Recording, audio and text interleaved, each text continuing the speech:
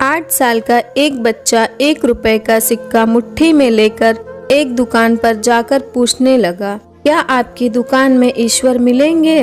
दुकानदार ने यह बात सुनकर सिक्का नीचे फेंक दिया और बच्चे को निकाल दिया। बच्चा पास की दुकान में जाकर 1 रुपए का सिक्का लेकर चुपचाप खड़ा रहा।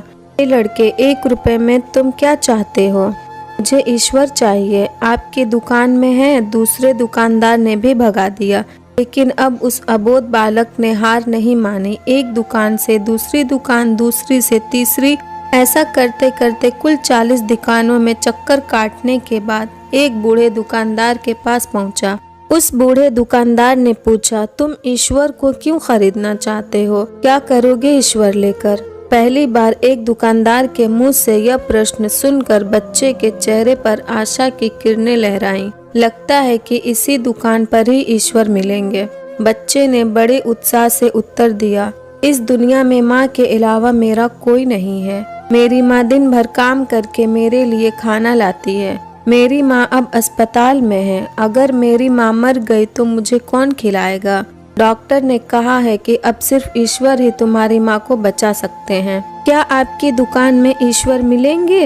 हाँ मिलेंगे। कितने पैसे हैं तुम्हारे पास? सिर्फ 1 रुपए। कोई दिक्कत नहीं है, 1 रुपए में ही ईश्वर मिल सकते हैं। दुकानदार बच्चे के हाथ से 1 रुपए लेकर उसने पाया कि 1 रुपए में 1 गिलास पानी के अलावा बेचने के लिए और कुछ भी नहीं है। इसलिए उस बच्चे को फिल्टर से 1 गिलास पानी भर कर दिया और कहा, यह पानी पिलाने से ही तुम्हारी माँ ठीक हो जाएगी। अगले दिन कुछ मेडिकल स्पेशलिस्ट उस अस्पताल में गए। बच्चे की मां का ऑपरेशन हुआ और बहुत जल्द ही वह स्वस्थ हो उठी। डिस्चार्ज के कागज पर अस्पताल का बिल देखकर उस महिला के होश उड़ गए। डॉक्टर ने उन्हें आश्वासन देकर कहा, टेंशन की कोई बात नहीं है, एक वृद्ध सज्जन ने आपके सारे बिल चुका दिए हैं। साथ में एक चिट्ठी भी दी है। महिला चिट्ठी खोलकर पढ़ने लगी। उसमें लिखा था, मुझे धन्यवाद देने की कोई आवश्यकता नहीं है। आपको तो स्वयं ईश्वर ने ही बचाया है। मैं तो सिर्फ एक जरिया हूँ। यदि आप धन्यवाद देना ही चाहती हैं तो अपने अबोध बच्चे को दीजिए, जो सिर्फ 1 रुपए लेकर नासमझों की तरह ईश्वर को ढूंढने निकल पड़ा। उसके मन में यह दृढ़ विश्वास था कि एकमात्र ईश्वर ही आपको बचा सकते हैं। विश्वास इसी को ही कहते हैं। ईश्वर को ढूंढने के लिए करोड़ों रुपए दान करने की ज़रूरत नहीं होती।